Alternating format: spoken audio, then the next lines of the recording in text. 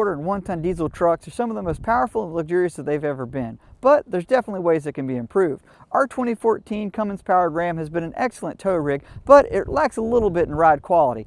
Once we added this heavy front bumper on there, we also noticed that the front end came down. So we aim to fix all of these problems with a Icon Vehicle Dynamics Stage 2 suspension kit. This allows us to retain our air suspension in the back so we can continue to tow a variety of trailers, but we got a better ride quality and we even got some adjustability with their compression dampening adjusters. So we're going to be doing the lift kit today at Low Range 4x4, so check it out and let us know how you think about it in the comments below.